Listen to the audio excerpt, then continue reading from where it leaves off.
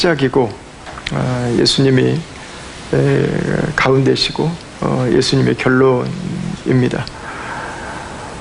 이 예수 그리스도 안에서 우리의 믿음이 존재하는 것입니다.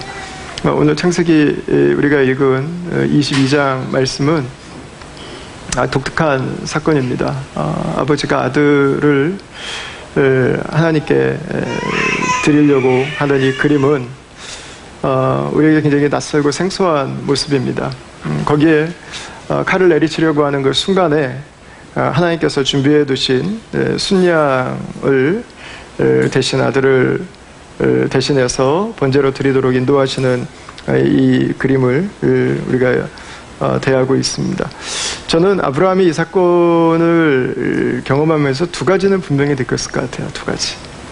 첫 번째는 내 아들이 죽어야 되는데 살았구나 라는 거예요. 살았구나. 칼이 내려갔으면 그 순간에 바로 죽어야 되는데 아들이 살았어요. 다시 산 거죠. 다시. 두 번째는 아들을 풀어주고 나서 아브라함은 이 순양을 잡았습니다. 여러분, 자기가 양을 죽인 거예요. 피를 다 뽑아내고 그 살을 깨끗하게 떠서 하나님께 번제로 드린 것입니다. 여러분, 이삭은 그냥 살지 않았습니다. 이삭은 순양이 죽었기 때문에 산 거예요. 이 그림은 예수 그리스도 안에서 일어난 사건이 무엇인지를 하나님께서 아브라함을 통해서 미리 대표로, 우리를, 저와 여러분들을 대신해서 대표로 경험하게 하신 그런 사건이죠. 근데 아마 어떤 분들은 이렇게 생각하실지도 모르겠어요. 아무리 그래도 그렇지, 아브라함 사건을 예수님이랑 연결시키는 거는 조금 좀 성급한 게 아닐까, 조금 무리수가 아닐까, 혹시 이렇게 생각하시는 분들이 계시지 않을지 모르겠습니다. 아브라함이 그 땅 이름을 여호와 이레라고 했습니다. 이 이름은 여호와께서 여호와의 산에서 준비하실 것이다. 미래형이에요. 미래형. 그냥 하나님이 우리를 위해서 준비하셨다. 그렇게 했으면 그냥 아브라함이 자기 아들 살려주신 하나님 은혜에 감사해서 그 지명을 지었다고 할 수 있을 텐데, 이건 미래형입니다. 미래. 과거가 아니라 하나님께서는 무엇인가 더 하실 수 있는 분이구나. 하나님의 일하심은 내 생각을 항상 뛰어넘는구나. 그분의 바운더리라고 하는 것은 내가 예측할 수가 없는 거구나. 하나님이 이렇게 일하시는 분이시라면 그 하나님은 앞으로도 얼마든지 내가 경험한 것보다 더 큰 일도 하실 수 있겠구나. 단지 아내가 아들을 낳은 것만이 아니라 이 아들을 살려주신 것만이 아니라 하나님은 더 큰 일을 하실 수 있는 분이구나 라고 하는 것을 깨달은 아브라함을 통해서 어떻게 보면 모세가 지금 이 이야기를 하고 있는 거죠. 여호와의 산에서 준비되리라. 그리고 실제로 제가 지난주에 설교를 마무리하면서 말미에 이 아브라함이 아들을 하나님께 번제로 드리려고 했던 이 산이, 이 모리아 산이 예루살렘이라고 말씀을 드렸습니다. 예루살렘의 갈보리라고 불리는 바로 그 지역입니다. 그 똑같은 지역에서 2000년 뒤에 예수께서 십자가에 못 박히시는 사건이 일어납니다. 근데 이 두 가지 사건이 너무 겹쳐요. 여러분, 하나님의 사랑이 먼저 그렇죠. 하나님의 사랑. 아버지의 사랑은 아들을 살리는 거죠. 그 자리를 내가 가서 죽어야지 아들을 죽이는 아버지가 있을까요? 아브라함이 이삭을 얼마나 간절히 살리고 싶었을까요? 여러분, 이게 저와 여러분들을 향한 하나님의 사랑입니다. 하나님은 이삭을 살려주신 것처럼 저와 여러분들을 살려주셨어요. 그런데 하나님의 아들을 십자가의 죽음으로 우리를 위해서 주신 것입니다. 예수께서 하나님의 계획에 동참하신 것입니다. 동역하신 것입니다. 하나님의 뜻에 예수님께서 순종하신 것입니다. 하나님께서 이루시기를 원하시는 그 하나님의 사랑에 애끓는 마음, 저 여러분들을 구원하시기 위한 그 하나님의 사랑에 예수님께서 스스로 십자가로 나아가신 것입니다. 성부와 성자 성령께서 저와 여러분들을 향한 사랑 때문에 죽으신 거죠. 어떤 분들은 꼭 죽음까지 가야 되는가? 라고 물어보세요. 여러분, 그게 하나님의 공의입니다. 하나님의 공의. 하나님은 죄는 죽음의 대가를 지불할 것이라고 말씀하셨습니다. 그것은 하나님의 우리를 향한 저주가 아니라 우리가 스스로 하나님을 거절했기 때문에 하나님이 없는 인생에게 찾아오는 결론이에요. 하나님이 너네 나 떠났어 이제부터 맛 좀 봐. 그래서 하나님이 우리를 못 살게 구시는 게 아니고 우리가 스스로 하나님을 거절했기 때문에 하나님이 없는 자들에게 찾아오는 그 고통이 여러분 바로 죽음이었던 것입니다. 그 대가를 지불해야 됐던 거죠. 여러분, 하나님은 공의 하나님이실 뿐만 아니라 신실하신 분입니다. 하나님은 자신이 말씀하신 것을 자신이 지키세요. 왜 꼭 예수님이 죽으셔야 되나요? 그냥 오늘부터 다 용서받았! 하나님이 그냥 깔끔하게 쿨하게 한마디 하시고 다 넘어가면 안 되나? 하나님은 자신이 하신 말씀에 신실하신 분입니다. 그래서 그 말씀은 생명이 되고 하나님은 그 말씀을 저와 여러분들을 살리는 말씀으로 우리가 신뢰할 수 있는 말씀으로 하나님이 이렇게 말씀하셨는데 이렇게 바꿔버리면 어떻게 하겠어요? 하나님은 자신이 하신 말씀 안에 자신이 들어가셔서 그 말씀으로 저와 여러분들이 또한 살도록 인도하시는 분이시죠. 여러분, 우리는 이 모리아에서 우리는 하나님의 사랑을 만나요. 두 번째는 속죄입니다. 속죄, 대속이라고 하는 거죠. 교회를 나오신 지 얼마 안 되시는 분들은 대속이 도대체 뭐야 생각하실 텐데 말 그대로 대신 속해주는 것입니다. 대신 갚아주는 것입니다. 경제적인 용어입니다. 대신 돈을 내주다. 식당에서 밥 먹고 있는데 누가 돈 내주고 가실 때 있잖아요. 딱 그 용어예요. 누가 대신 내주고 가는 거. 이삭이 죽어야 되는데 순양이 대신 죽은 것입니다. 이게 대속입니다. 우리의 죄 때문에 우리가 죽어야 되는데 예수께서 죽으신 것입니다. 왜요? 그분이 안 죽으시면 내가 죽어요. 그분이 저주받지 않으면 그 저주가 나에게 오거든요. 그분이 하나님의 심판 앞에 서지 않으면 저와 여러분들이 심판 앞에 서야 되는 거거든요. 세 번째는 부활입니다. 이삭은 죽음에서 다시 살아난 후에 아버지의 품에 안겼을 것입니다. 여러분, 예수님은 십자가에 죽으신 이후에 다시 하나님의 보좌 우편에 앉으셨습니다. 에베소서는 그걸 우리에게 기록해서 에베소 2장에서 우리에게 보여주고 있습니다. 여러분, 이삭은 희생제물로 죽었어야 됐어요. 죽음의 자리까지 갔다가 그는 다시 살아나서 아브라함의 아들의 자리를 다시 회복했습니다. 예수님이 그렇습니다. 예수님은 죽으시고 부활하셔서 다시 하나님의 아들의 자리로 회복되셨습니다. 사도 바울은 로마서 1장 3절과 4절 말씀에서 이 사실을 우리에게 기록해주고 있습니다. 여러분, 그럼 아브라함이 예수님을 다 알았을까? 몰랐겠죠. 어떻게 알겠습니까? 그러니까 믿음은 제가 비교를 해서 표현을 해서 좀 죄송하지만 아브라함보다 저와 여러분들의 믿음이 더 좋을 수밖에 없는 거예요. 아브라함은 미래에 올 것에 대해서 하나님이 이렇게 역사하시겠구나 라고 하는 것을 이렇게 두뭉실하게 알았어요. 근데 저와 여러분들은 그 픽처를 정확하게 가지고 있어요. 우리는 다 알고 믿고 있는 사람들. 네. 아브라함은 예수님에 대해서 우리처럼 알지는 못했습니다. 그러나 하나님의 일하심이 어떤 것인지를 그는 확신하게 됐어요. 여러분, 이 아브라함의 사건이 그러면은 예수님을 통해서 이루어진 것인가? 여러분, 단지 아브라함의 아들을 하나님께 바치는 사건과 이 예수 그리스도의 십자가 사건 딱 두 개만 매칭되는 것이 아닙니다. 좀 더 정확하게 말하면 성경 전체는 이것을 위해 기록되었습니다. 성경 전체가 이걸 말하는 거예요. 자, 창세기 22장 14절 말씀을 다시 한번 보십시오. 같이 한번 여러분 읽어보시도록 하겠습니다. 아브라함이 그 땅 이름을 여호와 이레라 하였으므로 오늘날까지 사람들이 이르기를 여호와의 산에서 준비되리라 하더라 그랬어요. 여러분, 하나님께서 준비하시리라. 하나님의 산에서 준비될 것이다. 그러니까 무엇이 준비되나요? 22장 7절을 한번 보십시오. 22장 7절입니다. 불과 나무는 있거니와 번제할 어린 양은 어디에 있나이까? 네. 번제할 어린 양은 어디에 있나이까? 제가 2주 동안 이 본문을 묵상하면서 지난주에 이 본문을 묵상하면서 제가 문득 그 생각이 들었어요. 번제할 어린 양은 어디에 있습니까? 이게 우리가 맨날 하는 얘기 아닌가, 이게? 우리가 맨날 하는 얘기. 우리 맨날 여러분 그 생각하지 않으세요? 이렇게 살다 가는 건가? 좀 더 나은 삶은 없는 건가? 내 삶이 좀 새롭게 살 수는 없는 건가? 우리 가정이 좀 달라질 수는 없는 건가? 그걸 위해서 내가 무슨 도움을 받아야 되고, 내가 누구의 도움을 받아야 되고, 내가 어떻게 살아야 되고, 나에게 좀 새로운 삶을, 새로운 가정을, 새로운 인생을 줄 수 있는 그 번제할 어린 양이 혹시 있지 않을까? 여러분, 날마다 찾는 거 아니에요? 날마다 찾는 거? 이렇게 안 살고 싶은데 좀 더 나은 삶이 있을 것 같은데요. 좀 더 행복한 삶이 있을 것 같은데, 좀 더 멋진 인생이 있을 것 같은데, 그게 잘 안 되잖아요, 여러분.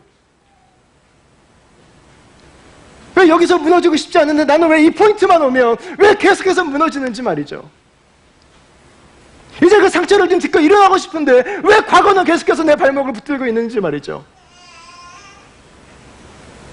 이거를 넘어서서 갈 수 있는, 나를 좀 다시 살게 해주는, 좀 내가 지금 살고 있구나라고 하는 살맛이 나게 해주는 번제할 어린 양. 여러분, 우리 그거 다 찾고 있는 거 아니에요? 누구나 찾고 있는 거 아니에요? 그 어린 양을 엉뚱한 거 잡으니까 막 동반 추락해서 더 빨리 떨어지고 뭐 이런 거 아니에요, 여러분? 번제할 하나님이 주신 어린 양이 아닌데 어린 양이라고 믿고 살다가 그것 때문에 더 크고 깨지고, 그것 때문에 더 아프고. 여러분, 처음에 우리가 하는 말은 다 비슷해요. 내가 컨트롤할 수 있습니다. 다 제가 매니징하고 있습니다. 근데 왜 할 줄만 알지 왜 그만둘 줄을 모르냐고요. 나를 행복하게 하는 것도 아니고, 우리 가정을 살리는 것도 아니고, 이 사회가 더 건강해지는 것도 아닌데 그걸 왜 그만두지를 못하냐고요. 우리 안에 갈망이 있잖아요. 이걸 좀 끊어버리고 내 삶이 좀 새로워지고 싶다는 거 아니에요, 여러분? 그 번제할 어린 양을 좀 만나고 싶은 거 아니에요, 여러분? 에? 번제할 어린 양, 나를 좀 살게 해주는, 내 인생이 좀 여기서 벗어날 수 있게 해주는 번제할 어린 양. 여러분, 이삭의 질문은 우리 모든 사람들이 던지는 질문이에요. 이거보다 좀 더 나은 인생이 있는 거 아닌가? 그냥 이렇게 살다 가는 거예요? 이렇게 그냥 아파만 하다 가는 거냐고요, 그냥. 내 삶을 좀 다른 곳으로 인도해 줄 어린 양 어디 없나, 어디 없나. 에? 여러분, 이것은 죄로 인해서 하나님과 교제가 끊어진 인간이 만나는 현실이에요, 현실. 우리 인생의 가장 큰 결핍, 가장 큰 공허, 하나님을 잃어버린 것입니다. 하나님을 놓쳐버린 거죠.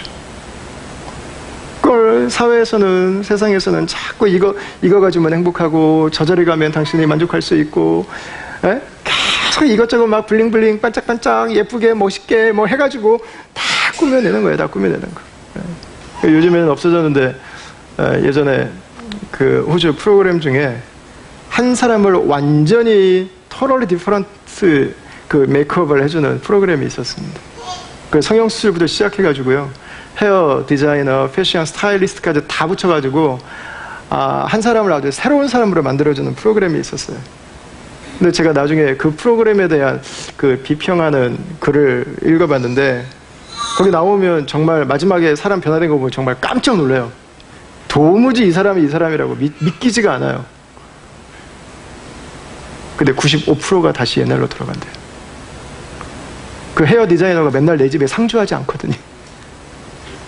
머리 못 만지는 사람은 못 만져요.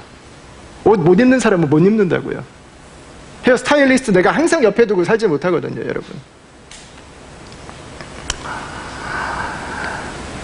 여러분, 하나님을 채워야 될 것을 다른 것들로 채우면서 잠깐 나를 만족해 해줄 수 있는 것들, 잠깐 나를 행복하게 해줄 수 있는 것들을 붙들려 살아가는 거죠. 여러분, 하나님께서 성경에서 하시는 가장 중요한 사역이 뭘까요?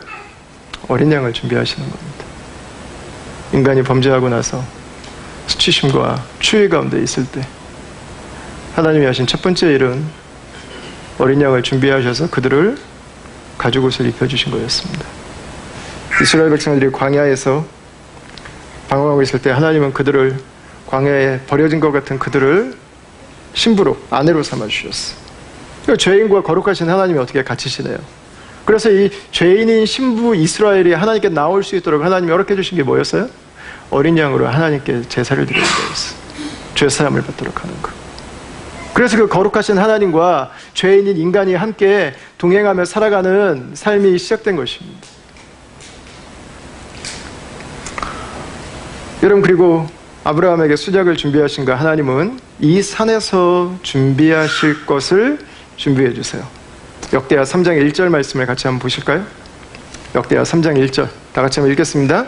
솔로몬이 예루살렘 모리아산에 여호와의 전 건축하기를 시작하니 그곳은 전에 여호와께서 그의 아버지 다윗에게 나타나신 곳이요 여부스 사람 오르난의 타작마당에 다윗이 정한 곳이라. 아멘. 솔로몬이 성전을 지은 곳 이름이 모리아입니다. 예. 여러분, 성전이 존재했던 가장 중요한 기능은 뭐였죠? 양으로 제사하는 것입니다. 인간의 죄를 사하는, 죄 가운데 하나님과 동떨어진 자리에서 살아가는 삶이 아니라 하나님과 함께 동행하는 삶으로 우리를 초청하시기 위해서 하나님이 하신 일은 어린 양을 준비해 주시는 거였어요. 어린 양으로 하나님께 나아갈 수 있는 성전을 준비해 주시는 것. 여러분, 바로 그것이었습니다. 요세푸스가 쓴 기록에 보면 이 어린 양을 6월절에 드릴 때 약 22만 마리를 드렸다고 하는 기록이 있습니다. 여러분, 어마어마한 양의 어린 양들이 죽어갔어요. 우리가 어린 양을 찾아서 나를 위해 번제가 되어줄 어린 양, 내 인생을 새롭게 해줄 어린 양을 찾는 것처럼 여러분, 우리 구약의 믿음의 선배들도 번제로 드릴 어린 양을 찾았습니다. 내 삶을 하나님 앞에서 온전하게 유지시켜 줄 수 있는, 내 삶이 하나님을 떠나지 않을 수 있는, 여러분, 그걸 계속해서 찾은 거예요. 그러나 어린 양은 템포러리 유스예요. 템포러리. 임시용이에요. 임시용. 그게 완전하지가 못해요. 그게 매해 드리잖아요. 매해. 히브리서 10장 4절에서 그래서 뭐라고 기록합니까? 이는 황소와 염소의 피가 능히 죄를 없이 하지 못함이라. 그러므로 주께서 세상에 임하실 때 이르시되 하나님이 제사와 예물을 원하지 아니하시고 오직 나를 위하여 한 몸을 예비하셨도다. 이렇게 말씀하고 있습니다. 황소와 염소, 어린 양의 피는 1년용제, 1년짜리예요. 임시로. 하나님께서 뭐라고 말씀하세요? 한 몸을 예비하였도다. 그리고 아브라함으로부터 약 1200년이 지나고 나서 이사야 선지자는 하나님이 예비하신 한 몸, 그 어린 양에 대해서 이렇게 기록을 합니다. 여러분, 이 본문이 좀 길지만 우리 같이 한번 읽으시도록 하겠습니다. 시작. 우리는 다 양 같아서 그릇 행하여 각기 제 길로 갔거늘 여호와께서는 우리 모두의 죄악을 그에게 담당시키셨도다. 그가 곤욕을 당하여 괴로울 때에도 그의 입을 열지 아니하였음이니요 마치 도수장으로 끌려가는 어린 양과 털 깎는 자 앞에서 잠잠한 양같이 그의 입을 열지 아니하였도다. 그는 곤욕과 신문을 당하고 끌려갔으나 그 세대 중에 누가 생각하기를 그가 살아있는 자들의 땅에서 끊어지면 마땅히 형벌받을 내 백성의 허물 때문이라 하였으리요. 그는 강포를 행하지 아니하였고 그의 입에 거짓이 없었으나 그의 무덤이 악인들과 함께 있었으며 그가 죽은 후에 부자와 함께 있었도다. 아멘. 하나님께서 보내실 어린 양에 대한 이야기입니다. 그분은 곤욕과 신문을 당하고 끌려갑니다. 백성들이 허물 때문에 마땅히 죽어야 하지만 자신이 그 허물을 대신 받아서 이 땅에서 죽임을 당합니다. 그분은 강포를 행하지 않으시고 그분은 거짓이 없습니다. 그분은 당대 최고의 부자였던 아리마대 요셉의 무덤에 안치되셨습니다. 이 이사야의 예언이 있고 나서 약 800년이 지나고 요단 동편에서 사람들에게 회개의 세례를 전파하는 선지자가 나타났습니다. 구약의 마지막 선지자였던 세례 요한입니다. 이 세례 요한에게 나사렛에서 온 예수라고 하는 한 분이 세례를 받습니다. 이분이 세례를 받으실 때 하늘에서 이렇게 음성이 들려요. 하늘로부터 소리가 있어 말씀하시되 이는 내 사랑하는 아들이요 내 기뻐하는 자라 하시니라. 하나님이 준비하신 분, 하나님께서 예비하신 분이 예수님이십니다. 그리고 세례 요한은 예수님에 대해서 제자들에게 이렇게 소개합니다. 요한복음 1장 29절인데 우리 같이 한번 읽겠습니다. 이튿날 요한이 예수께서 자기에게 나오심을 보고 이르시되 보라 세상죄를 지고 가는 하나님의 어린 양 이로다. 아멘. 여러분, 세례 요한은 예수님에 대해서 이렇게 표현했어요. 세상죄를 지고 가는 하나님의 어린 양이다. 이렇게 선언했어요. 여러분, 그리고 이 예수님은 몇만 마리의 양들이 양의 문을 통해서 6월절에 성전으로 들어가서 죽임을 당하는 바로 그날 그 시각에 바로 이 갈보리 언덕에서, 바로 이 골고다 언덕, 아브라함이 아들을 드렸던 바로 그 언덕, 성전이 있었던 바로 그 언덕에서 저와 여러분들을 위한 6월절 어린 양으로 십자가에 못 박혀서 죽음을 당하게 되십니다. 예수님이 하나님이 준비하신 어린 양입니다. 우리 인생을 죄 가운데서 방황하도록, 죄로 인해서 고통당하는 가운데서 다시금 하나님의 축복으로, 다시금 하나님의 자녀의 삶으로 인도하시기 위해서 우리를 위해 예비된, 나를 위해 드려질 번제로 드릴 그 어린 양, 여러분, 그분은 예수 그리스도세요. 성경은 처음부터 마지막까지 예수님에 대한 이야기예요. 예수님께서 어떻게 해서 오시게 됐는가? 예수님은 누구신가? 예수님은 무엇을 하셨는가? 여러분, 바로 이 이삭의 질문에 대한 답이에요. 나를 위해 번제할 어린 양은 어디에 있습니까? 번제로 드릴 어린 양, 나를 살게 할 어린 양은 어디에 있습니까? 여러분, 우리가 어떻게 살겠어요? 어떻게 우리의 삶이 새로워질 수 있겠습니까? 여러분, 무엇이 우리의 인생을 변화시킬 수 있겠습니까? 우리를 지으신 그분 앞으로 가서 그분께서 우리에게 말씀하신, 그분께서 우리에게 계획하신 그 자리를 회복하게 될 때 우리는 살게 되어 있습니다. 여러분, 그래서 이 아브라함의 이야기와 예수님의 이야기, 성경 전체의 이야기는요, 하나의 세트를 이루고 있어요. 하나의 세트.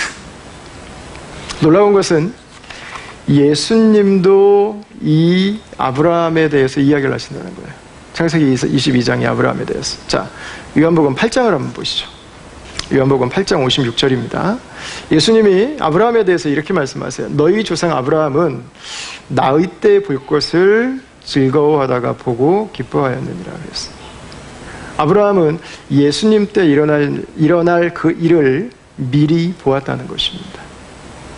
그냥 미리 볼 뿐만 아니라 즐거워하고 기뻐했다고 하는 것입니다. 오늘 우리가 읽은 본문에 대한 이야기예요. 14절, 15절. 아브라함은 미래에 하나님께서 무엇인가 하실 것을 미리 보고 있었다는 거예요. 그게 뭔지 다는 몰랐지만 하나님이 나의 아들에게 이렇게 놀라운 구원을 주신 분이라면, 이분은 나와 나의 아들만이 아니라 우리의 후손과 그분의 사랑으로 하나님의 백성들을 구원하기 위한 더 놀라운 일들도 할 수 있는 분이라고 하는 것을 아브라함은 봤다는 거죠. 이거에 대해서 유대인들이 이런 이야기를 합니다. 57절인데 같이 한번 보시죠. 유대인들이 이르되 내가 아직 50세도 못 되었는데 아브라함을 보았느냐? 예수께서 이르시되 진실로 진실로 너희에게 이르노니 아브라함이 나기 전부터 내가 있느니라 하시니. 아멘. 여러분, 유대인들이 생각해보니까 이게 말이 안 돼요. 아브라함이 2000년 전의 인물인데, 2000년. 아니, 지금 나이가 50도 안 돼 보이는데 어떻게 아브라함이 기뻐했는지 즐거워했는지 당신이 뭘 보고 아냐는 거예요. 뭘 보고 아느냐. 여러분, 그때 예수님은 자신에 대해서 놀라운 선언을 하나 하십니다. 진실로 진실로 너희에게 이르노니 아브라함이 나기 전부터 내가 있었느니라 그랬어요. 여러분, 예수님은 자신이 아브라함이 나기 전부터 계셨던 분이라고 자신을 소개하고 있습니다. 여러분, 이 예수님이 말씀하신 이 58절 한 절의 문장은 굉장히 중요합니다. 저는 이 한 절의 말씀이 저는 크리스찬이티, 저는 기독교를 담고 있다고 저는 믿습니다. 이 말씀을 우리가 아멘하는 것과 거절하는 것에 따라서 복음을 향한 우리의 반응이 여러분 엇갈려가는 거예요. 우리가 왜 예수 그리스도를 믿는가? 우리가 왜 기독교를 하나님의 진리라고 우리가 인정을 할 수 있는가? 우리가 왜 하나님 그분에게 우리의 삶을 의탁하고 그분의 말씀에 순종하며 살아가는가? 여러분, 바로 이 58절 이 한 절 말씀 안에 답이 있습니다. 예수 그리스도 그분은 누구신가? 존 스토트가 여러분 1:1에서 필독서로 읽으시는 기독교 기본 진리에서 한 유명한 말이 있습니다. 크리스찬이티는 크라이스트 힘셀프라는 것입니다. 기독교는 무엇인가? 기독교는 그리스도, 바로 그분이에요. 그분으로 시작했고 그분으로 우리에게 주어졌고 그분으로 완성되는 것입니다. 여러분, 이것이 다른 종교와 기독교의 가장 큰 차이이기도 해요. 모든 종교에는 다 교주가 있습니다. 교주가 일정의 시간을 보내면서 하나의 그룹을 만들어 놓고 세상을 떠나게 됩니다. 여러분, 그 사람은 태어나다가 죽은 사람이 돼요. 그러나 예수님은 자신을 소개합니다. 아브라함이 나기 전부터 자신은 있었던 분이라고. 여러분, 무슨 얘기예요? 하나님이시라는 거예요. 이분은 창조주시라는 거예요.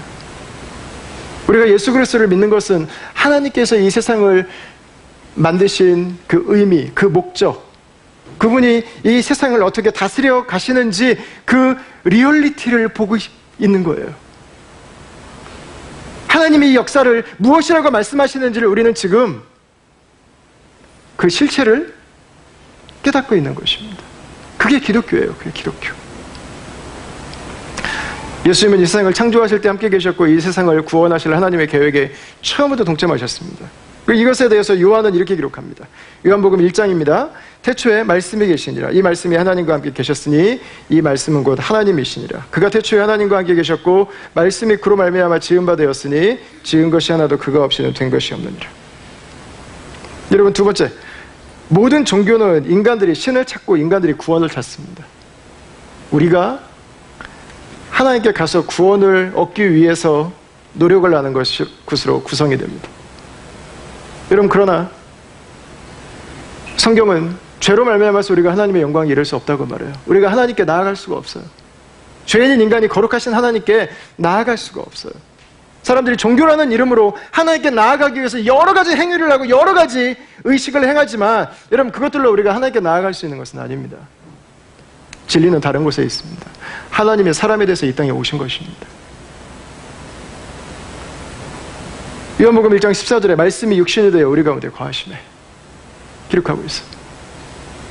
우리가 하나님께 가서 구원을 쟁취해내는 것이 아닙니다. 하나님 그분이 우리에게 오신 거예요. 왜? 우리가 갈 수 없기 때문에요. 우리가 그분에게 이를 수 없기 때문에. 여러분, 그래서 예수라고 하는 분은 이 세상 역사 속에 존재했던 많은 사람들 중에 그분은 그냥 뛰어난 분이 아니세요. 그분은 위대한 분이 아니에요. 그분은 대단한 분이 아니에요. 그분은 특출난 분이 아니에요. 그분은 종교 천재가 아니에요. 그분은 유일하신 분이에요. 세상에 단 한 분밖에 없었던 분이에요. 하나님이 사람에 대해서 이 땅에 오신 분. 여러분, 우리가 예수 그리스도를 믿는 이유예요. 우리가 기독교를 하나님의 진리라고 우리가 신뢰하고 따르는 바로 그 이유입니다. 세 번째, 여러분, 종교는 사람들이 신들을 기쁘게 하거나 노여움을 사지 않기 위해서 노력합니다. 그래서 어떻게 하죠? 신들이 원하는 것들을 맞춰놓고 이거 원하니까 그걸 열심히 합니다. 피곤할 정도로 열심히 합니다. 아까 신천지 얘기 나눴는데 신천지의 교리 중에 하나가요, 그 육체 불멸론이 있습니다.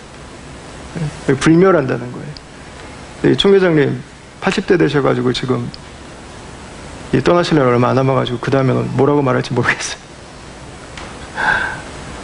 이 땅에 구원받은 사람의 육신이 14만 4천 명이라고 하는 거예요. 그걸 문자적으로 해석하는 거죠. 계시록에 나오는 숫자를. 그리고 하늘에 이 구원받은 사람들에게 임할 영이 14만 4천 개의 영이 있다는 거예요. 그 14만 4천 명이 딱 정리되면 두 개가 이렇게 결합하는 거예요. 영과 몸이. 그럼 그 사람은 영생불사, 이 땅에서 영원히 산다고 하는 교리를 가지고 있어요. 근데 지금 한 가지 문제가 있잖아요. 여러분 잘 아시는 것처럼 지금 신천지가 14만 4천 명이 넘었어요. 지금 18만 명을 넘었어요. 많이 말하는 분들은 지금 20만까지 말씀하시거든요. 한국에서 이제 뭐 교회들의 저항도 있고 사람들이 뭐 PD수첩이나 뭐 이 CBS나 여러 곳에서 이제 많이 문제점들을 이제 알다 보니까 이제 저항이 커져가 지금 이제 다 외국으로, 지금 10개 외국을 10개 지역으로 나눠가지고요. 지금 지파들마다 하나씩 나눠가지고 지금 어마어마하게 지금 전도하고 있는 거예요, 형국이. 지금 그 안에서 한 가지 문제가 있잖아요. 14만 4천 명만 구원받아야 되는데 넘었어요. 이 문제를 어떻게 해결했을까요? 가짜가 몇만 명 있다는 거예요. 가짜가 있다는 거. 그럼 가짜를 어떻게 골라낼까요? 행위로 보여달라는 거예요. 열심으로. 당신의 열심이 당신을 14만 4천 명 안에 들게 하겠다는 거예요. 여러분, 예수 그리스도의 복음은 우리가 선행을 하고 수행을 하고 특정 신분을 얻기 위해서 애를 쓰고 아들까지 바치는 희생을 한다고 해서 우리가 구원을 얻는 것이 아닙니다. 예수 그리스도의 복음은 다른 것입니다. 요한복음 1장 12절 13절을 한번 보십시오. 같이 한번 읽겠습니다. 영접하는 자, 곧 그 이름을 믿는 자들에게는 하나님의 자녀가 되는 권세를 주셨으니 이는 혈통으로나 육정으로나 사람의 뜻으로 나지 아니하고 오직 하나님께로부터 난 자들이니라. 아멘. 성경은 우리의 구원이 혈통으로나 육정으로나 사람의 뜻으로 나지 않는다고 가르칩니다. 당신이 어느 나라 민족이냐, 이게 구원을 결정하지 않는다고요. 당신의 부모님이 사회에 어느 신분에 있느냐, 이게 결정하지 않는다고요. 당신이 어떤 의식에 참여했느냐가 결정하지 않는다고요. 당신이 따르는 전통이 무엇이냐가 그걸 결정하지 않는다고요. 당신이 열심히 한 그 열심의 대가가 하나님의 구원으로 이어지지 않는다고요. 여러분, 안타깝게 이것이 오늘날 교회에서도 가르쳐질 때가 있습니다. 우리가 하나님 앞에 나아가는 그 삶의 헌신의 이유는 그분의 사랑이에요. 사랑. 그분의 사랑에 대한 반응으로, 우리의 사랑으로 그분 앞에 나아가는 것입니다. 우리가 구원받기 위해서, 그분에게 인정받기 위해서 이렇게 안 하면은 버림받을까봐 벌벌벌 두려워 떨면서 여러분 그분 앞에 나아가서 열심히 하는 게 아니에요. 그건 성경에서 말하는 복음이 아닙니다. 하나님은 죄인인 인간들에게 구원 얻을 수 있는 힘이 없어요. 우리들 스스로는 하나님께 나아갈 수 없어요. 하나님이 먼저 우리를 사랑해 주신 것이고, 그 사랑 안에서 우리가 하나님의 자녀가 돼서 예수 그리스도 앞에 나아갈 수 있는 길을 열어주신 것이죠. 여러분, 사도 바울은 이 율법주의에 대해서 굉장히 강하게 비판을 합니다. 특히 갈라디아서에서 그것에 대해서 아주 굉장히 치열하게 논쟁을 하는데요. 갈라디아서 2장 16절을 한번 보시겠어요? 16절 같이 한번 읽겠습니다. 시작. 사람이 의롭게 되는 것은 율법의 행위로 말미암음이 아니요 오직 예수 그리스도를 믿음으로 말미암는 줄 알므로 우리도 그리스도 예수를 믿나니 이는 우리가 율법의 행위로서가 아니고 그리스도를 믿음으로써 의롭다함을 얻으려 함이라. 율법의 행위로서는 의롭다함을 얻을 육체가 없느니라. 아멘. 여러분, 율법을 잘 지키는 것이 당신이 구원받는 길이 아닙니다. 우리 안에서는 하나님의 의를 만족시킬 수 있는 선이 나올 수 없습니다. 그것은 예수 그리스도 안에서만 가능한 것입니다.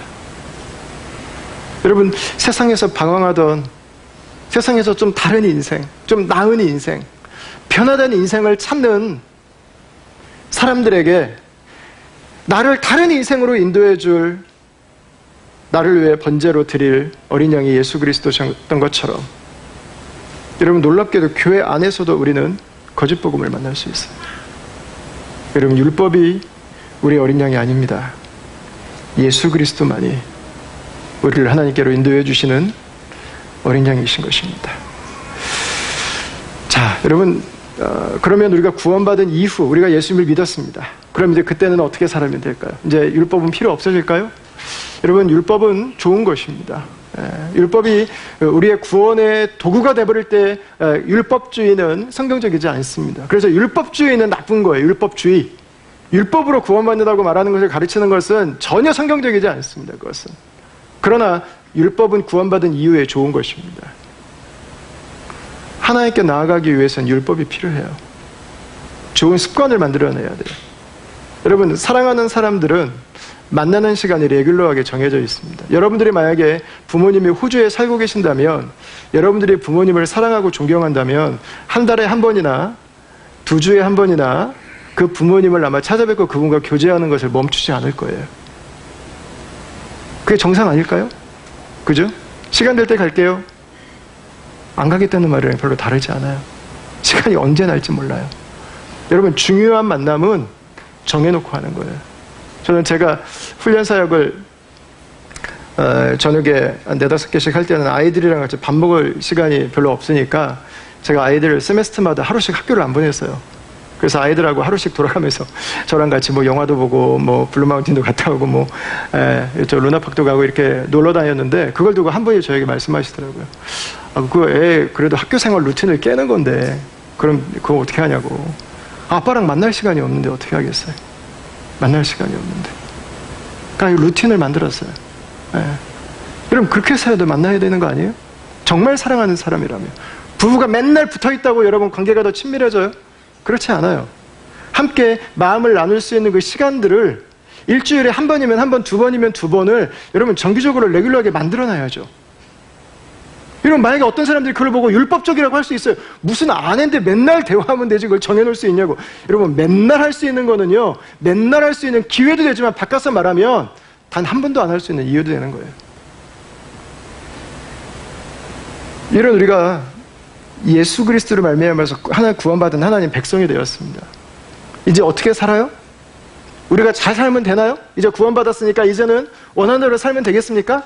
아니죠. 구원의 능력도 예수님 안에 있습니다. 우리가 믿음 안에 온전히 살기 위해서 우리에게 필요한 것은 예수님께 나아가는 거예요. 그분과 함께 교제하는 시간을 갖는 거예요. 그래서 여러분, 우리가 새벽마다 기도하시는 분들이 있고 아침마다 묵상하시는 분들이 있고 우리가 이렇게 주일마다 예배하는 시간들을 하나님이 가지라고 우리에게 말씀해 주신 이유는 뭐예요? 율법이 하나님이 보실 때 무조건 악한 게 아니에요. 율법이 우리를 구원하거나 율법이 우리를 믿음 안에 더 잘 살게 하진 않아요. 율법이 우리를 더 의롭게 하진 않아요. 그러나 하나님께 나아가기 위해서 구별된 그 시간에 우리가 교제하는 그 하나님, 나에게 충만히 임하시는 그 성령, 내가 묵상하는 그 말씀, 여러분, 그게 나를 살게 하는 거예요. 그게 나를 온전하게 하는 것입니다. 그게 나를 예수 그리스도를 닮은 모습으로 변화시켜가는 거죠. 여러분, 그래서 예수님은 우리를 은혜로 구원해 주셨지만 나중에 가면 갈수록 예수님을 닮은 모습으로 우리를 변화시켜 주시는 거예요. 여러분, 율법주의는 비성경적입니다. 동시에 도덕 폐기주의, 율법 폐기주의도 비성경적이에요. 이 율법 폐기주의를 가르치는 이단은 구원파입니다. 당신은 구원받았으니까 이제 맘대로 살아도 관계가 없어요. 무슨 짓을 지어도 관계없어요. 육신으로 짓는 죄는 다 용서받은 거예요. 여러분, 그리스도의 십자가의 사랑을 아는 사람이 여러분 그 생각을 할 수 있을까요? 죄 때문에 예수가 그렇게 죽으셨는데 또다시 그 죄의 구렁텅으로 들어가서 그 얘기를 할 수 있을까요? 그거는 구원받은 사람이 아니에요. 그래서 이단이라고 부르는 거죠. 여러분, 우리는 오늘 본문을 통해서 아브라함, 이삭의 모습을 통해서 우리는 예수 그리스도의 십자가와 부활을 보고 있습니다. 우리가 예수 그리스도로 말미암아서 하나님의 자녀가 되고 우리가 그리스도와 함께 동행하는 삶을 살아가면서 우리가 그분의 말씀에 기쁨으로 순종하고 우리가 예수 그리스도께서 가셨던 그 길을 따라갈 때 여러분, 아마 우리가 아브라함을 보면서 예수님을 보는 것처럼 세상은 예수와 함께 동행하는 저희들을 보면서 예수님이 어떤 분인지 다 알지는 못하지만 그분이 누군지 우리처럼 선명하게 알지 못하지만 그러나 아마 그분들은 당신이 믿는 예수가 있다면 이런 모습이 아닐까라는 이야기를 하지 않을까 싶어요. 여러분, 오늘 예수님께서는 요한복음 8장에서 아브라함이 예수 그리스도의 십자가와 부활 사건을 말한 게 맞다고 지금 얘기해 주고 있는 거예요. 이거는 아브라함의 플랜이 아니에요. 이건 모세의 플랜이 아니에요. 이거는 예수님 그분의 플랜이에요. 창세 전부터 우리의 구원을 계획하시고 우리의 구원을 친히 이루어 가시고 저와 여러분들에게 그 구원의 선물을 주신 분입니다. 여러분, 이제 우리가 어떻게 살아야 될까요? 저는 이 모임에 앉아 계신 분들 가운데 아직까지 예수님을 영접하지 않으신 분이 계시다면 저는 여러분들이 꼭 예수님을 영접하시길 바랍니다. 여러분들의 인생에 1, 2년은 투자해서 예수님이 어떤 분이신지를 꼭 알아가십시오. 그냥 교회 다니지 마세요. 그 인내력은 정말 박수 쳐드리고 싶어요.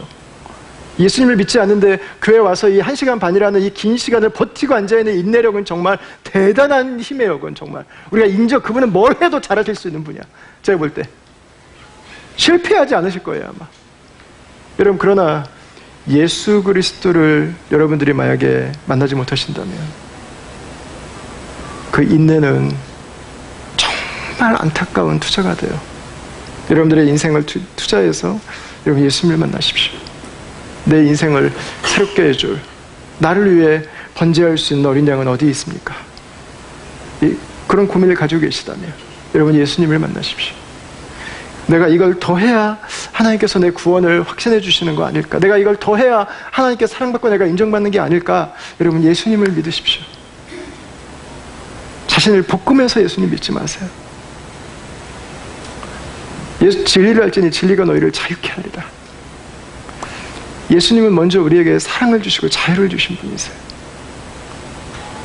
그 사랑이 우리로 하여금 믿음으로 살 수 있는 힘을 줘요. 기쁘게 그분에게 순종할 수 있는 힘을 준다고요. 여러분 열심히 먼저가 아니에요. 여러분 예수님을 먼저 만나십시오.